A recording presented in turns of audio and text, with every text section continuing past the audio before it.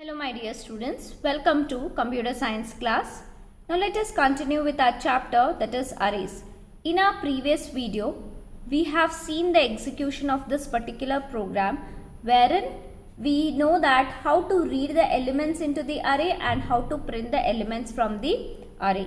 So this is the programming code that we had executed in our previous video. So in this video, let us move on to the next programming example, that is the program to find the sum and the average of n numbers of the array. This is one of your practical program also, children. Now before I start with the tracing, let me explain the program here. So here we have taken three header files followed by the array, where the size of the array is 50 and the name of the array is A, and the data type here we have taken as integer. Then followed by we have taken some of the variables known as I, n. Then we have taken another variable known as sum, children. Okay. So because why I have taken sum here, because I need to find the sum and the average. Plus I have already taken the average also under the floating data type. Why not I have taken this one in terms of integer? Because if to calculate the average, we have to perform the division operation. If we are performing the division operation, obviously the answer may come in terms of points. Am I right? So if I have taken that as an integer, there would be a truncation of data. Okay, which would be not a correct answer. So not to have the truncation, I have declared the average variable under the floating data type. Then later I have asked the user to enter how many elements they want to enter into the array. Say for an example, here you see the output. How many elements? Here I have given the input as 5 I have given. So that 5 will be stored in a variable known as n. Followed by, I am asking the user enter the elements. I am asking the user enter the elements. So after that, we know that in our previous examples we have seen, if we are trying to enter the elements, I need to migrate from one location to the another location, right? First at 0th location I would insert, then first location, then second, and then third and fourth, like that. So to do that, I need to have an for loop wherein I am setting the counter variable to 0 up to I should be less than n and I plus plus, and then since Cin is a reading statement, I have taken as Cin A of I, followed by the next one is we are calculating the sum and the average. Now here, what do you mean by to find the sum and average of n numbers of the array? In the sense, n in the sense what? The given numbers. As per this, here we have given 5 children. They want the sum of all these array elements and the sum of and the average of all these array elements. Okay. Now therefore, what exactly we have to do in this particular program is we need the answer as 10 plus 20 plus 50 plus 40 plus 30. Total they need the sum as 150. And after that they want the average of all these numbers, that is 150 divided by, how many numbers are there? 5. So 150 divided by 5 when they get the average. Sometimes the average may get like 30.2, like that. Even if it is getting 30.2 also, we need to have an exact value. There shouldn't be any truncation. If I had taken this average in the form of integer, when I got the answer as 30.2, because the data type is integer, that 0.2 will be deleted. That will be truncated. Only 30 will be given for this. So that is not the correct answer, right? Therefore, I have declared here the average in terms of floating point data type. Okay, now see here how we are calculating the sum. See, in order to calculate the sum of all these n numbers of the array, isn't it we need to migrate from one location to the another? We need to traverse from 0th location to first, third, okay, second, third and fourth. I am jumping from one location to the another in order to fetch this particular value. So therefore, I am setting the for loop here. Okay, as I is 0, I should be less than n value, I plus plus. Then I am writing the logic here. Sum plus A of I. And whatever the answer I am calculating, I am storing in a variable known as sum. Then coming to this line, okay, so look at here what it is exactly. This one is example for explicit conversion. Average is of data type floating, but sum is of data type integer, n is also of data type integer. So if at all, if it is 150 divided by 5 when you do, actually we are getting 30. What if I have resulting got as 30.2? Because sum and n are both are of type integer, that 30.2 it should give the answer. Instead of that, they may are giving only 30, which is a wrong answer. To avoid that, we are first converting the sum in the floating point and n also in the floating point. This is an explicit conversion. It will convert in floating point and then perform the division, and then finally the answer will be stored in average. See, for this, how it will be 150.0 divided by 5.0, because the n value as per this is 5 and the sum what they have calculated, this is 150. Because it is floating point, it will consider as 150.0, and finally the answer will be stored in this particular variable. We are printing the sum and the average. Now let us have a glance on how to trace the program.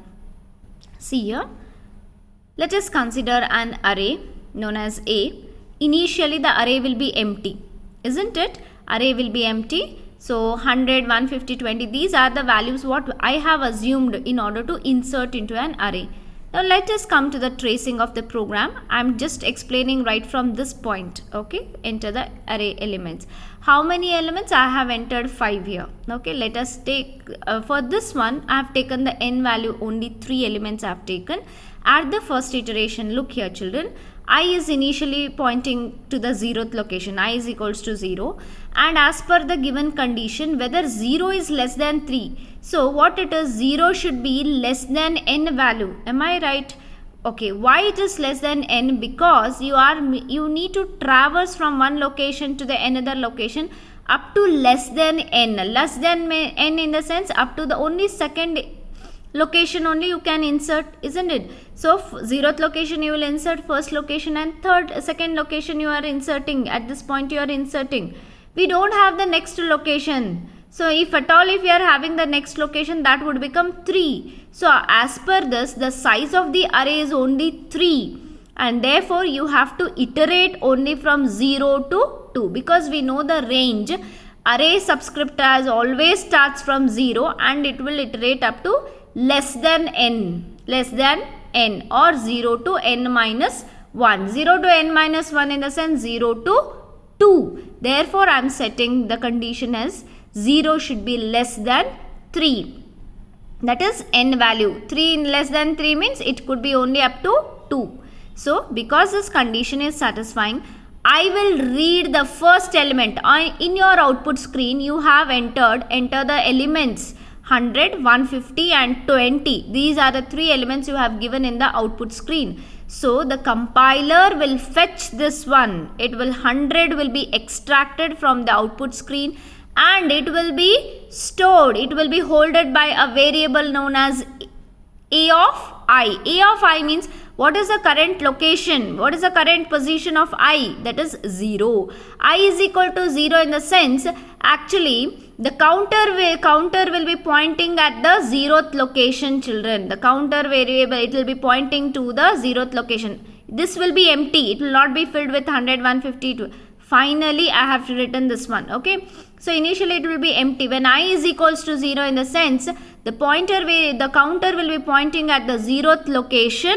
Okay, 0 is less than 3, condition satisfied. On satisfying this condition, the true part of the for statement will execute, that is to read the value from the console output, the first value, and it will be stored in which? It will store in the subscript, array subscript known as A of I.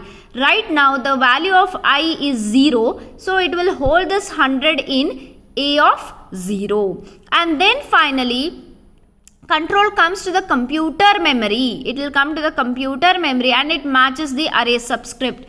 So A of 0 match is found and therefore 100 will be stored in the 0th location, that is A of 0. This means what? The array subscript, and 0 represents only the position. And finally I gets incremented. Initially the initialization takes place only once. Okay, condition will execute n number of times until it is true. Okay, and finally once this particular statement is executed, control goes to the increment.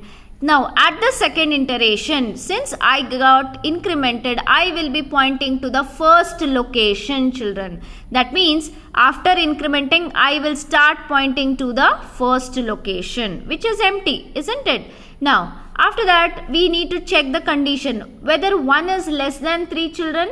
As per the for loop, yes, the condition is true. Once this condition is true, we need to read the element. We need to read the element. Then which element? Already 100 is placed here. The next which is element is left out, that is 150 onto your console output.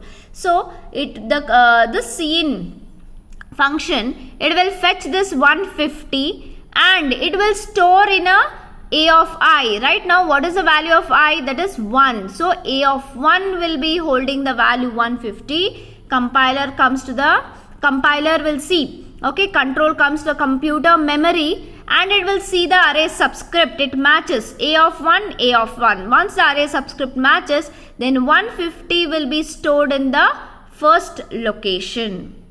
Okay, after that again I gets incremented. When I gets incremented, okay, I value will become 2. So I will be pointing to the second location. So at this point of time, what happens? So it will check the condition whether 2 is less than 3. Yes, the condition is true. Since the condition is true, what true part of the statement will execute? Read the element in a of I. Right now what is the position where the I is pointing to? I is pointing to the second location. So read that particular element into the second location, that is a of 2. So 20 will be extracted from the console output and comes to the computer memory and matches where the a of 2 is there. In previous you see, it matches this particular location, match is found. Then 20 will be placed at the second location. Clear? Fine. After that again I gets incremented. When I gets incremented, I value will become 3, children, in the fourth iteration. As per the condition, 3 is less than 3. Yes, the condition here is false here. Previously, the condition where it was holding true everywhere. 3 is less than 3, the condition is false. Because the condition is false, control will never execute the true part of the statement. In fact, the control jumps out of this particular for loop and goes to the next statement. As per this program, here condition becomes fails. 3 is less than 3, condition is fails. So once this condition fails, this statement will never execute. In fact, the control jumps to the next statement wherein it will initialize the variable sum to 0. It will initialize. Clear? Now, in the next one, I will explain this part. Okay, please concentrate. Yes, here it comes.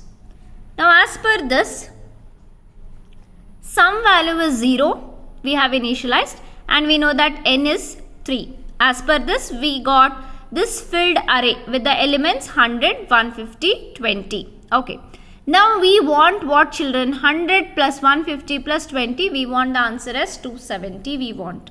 So here what happens? I need to migrate from one location to the another location. Like this I need to migrate, children. I need to traverse from one location. So again I need what? For statement I need. Like for I is 0. Okay, I should be less than n value and I plus plus. I should be less than n means it has to iterate up to this location only, where the n value is 3. Less than n means it has to traverse till the second location, isn't it? Now let us see the tracing. Okay, now initially as per the program, just have a glance on the coding part here. We have first the for loop followed by the sum formula, then average. Okay, so let us see the tracing. Here, as per this, initially the I value is 0. 0 is less than 3 as per this for condition. 0 is less than 3. When I is 0, that means your counter variable is pointing to the 0th location, remember. Okay, I is 0. So here we are actually referring to the positions we are referring, and this actually represents what? Subscript. Okay, when I is equal to 0 means the counter is pointing to the 0th location. Then it checks whether 0 is less than 3, it is checking. Yes, the condition is true as per this. Since the condition is true, the true part of this for loop is this particular formula, that is sum formula. What is it? Sum plus a of I. Because it is an assignment operator, first the calculation happens on right hand side and then the value is being assigned to the left hand side. So what is the initial value of sum? That is 0 plus a of I. What is the current value of I? That is 0. That means here a of I in the sense what always I said, a of I in the sense we are actually referring to the value, not the position. Only 0, 1, 2, 3 if we are referring, that is positions. So what it is doing is a of I in the sense a of 0. When the compiler encounters this particular statement, it will replace the sum with its value as 0 plus a of I means it will go to this particular array, fetch the content what is there in a of 0, then 100. It will fetch 100 and 100 will be replaced. So therefore 0 plus 100 will be calculated and the value will be assigned, reassigned in a variable, same variable known as sum. Therefore the new value of variable sum will be 100. After this I gets incremented. We are still, because condition was true, I gets incremented. When I gets incremented, definitely I will be pointing to the first location, children. Okay, so we have to check, as per this we need to check the condition whether 1 is less than 3. Yes, the condition is true. On satisfying condition, again we are calculating the true part or executing the true part of the for loop. What is there in the sum?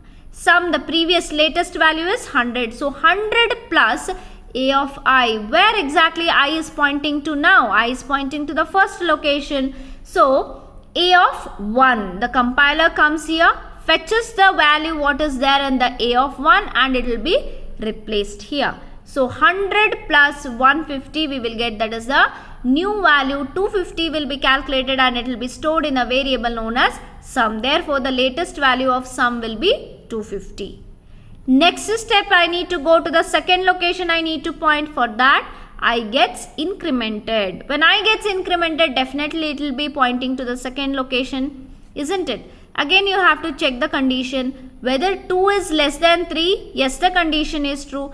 Since the condition is true, we need to calculate the sum here. So what is the latest value of sum here? That is 250. 250 plus a of I. Right now I is pointing to the second location, that is a of 2. The compiler goes here, fetches the value and it will replace. So 250 plus 20, that is 270. 270 will be holded in the variable, that is sum.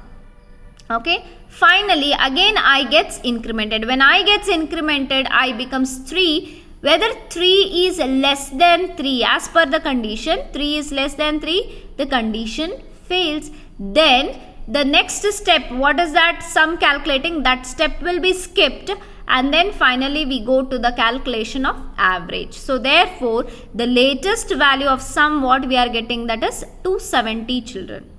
Clear? Then coming to this particular statement here, average is equal to float of, this is an explicit conversion as I have explained previously. So instead of directly as 270 divided by 5, 270 divided by 3, I would get 90 only. But what if I am getting some any other real point numbers or real numbers if I am getting, that would be a truncation. Therefore I am converting this sum in the floating point, plus n also I will convert in floating point, then do the division and then assign the value to the average, which is of again a data type, that is float. Therefore when I convert this, it will become 270.0 divided by, that is 3.0. Why? Because the how many elements are there? Only 3 elements. So therefore 3.0. When I calculate, I will get an average, that is 90. Therefore in the very next statement, if you observe, we are printing the sum and the average value. So this is the complete explanation of the program to find the sum and the average of n numbers of the array. This is one of the practical programs. So you also try with the different input. You take some around 5 elements and then you start tracing. Okay, like this. Watch the video carefully and then trace the program and note down the program also. Now let me execute this program and show you so that you can have an idea. See here, the same coding part I have written, the header files I have taken here, okay, and then the same array, okay, the variables, everything same, the formula, okay, sum and average formula. Let me execute this. I'll just go for the compile. So I got on 0 errors, and then I'll run the code. So it's asking for how many elements. Let me enter the 3 elements. I'll give input 3. Okay, then let me give the values as, okay, 120, and then I'll give 2, and then again I'll give the 2 elements. So these are the 3 elements I'm going to give. So when I press enter, see, I'm getting the sum as 124, and what is the average I'm getting? 41.3332. Why I got this exact answer? Because average has been given in the floating point. Otherwise I would have got only 41, which is a wrong answer. I hope children you are understanding why the average was taking the floating point data type, and I hope you are able to understand how this particular program works. Different input, I'll give one more input, I'll show you. So when I run the code, I'll enter the 5 elements, I'll enter this time. So here I'll give 0, then 10, I can give any numbers, 1, okay, 2, okay, 3. So 5 elements. See the average, 10, 11, 12, 13, 14, 15, 16. So exactly I got 16, and then average I got 3.2. The elements can be anything. So this is all about how we are executing the program, that is to find the sum and the average of n elements. I hope children you are able to understand this. So you also try the tracing by providing the different input and check. Thank you students. Take care of yourself.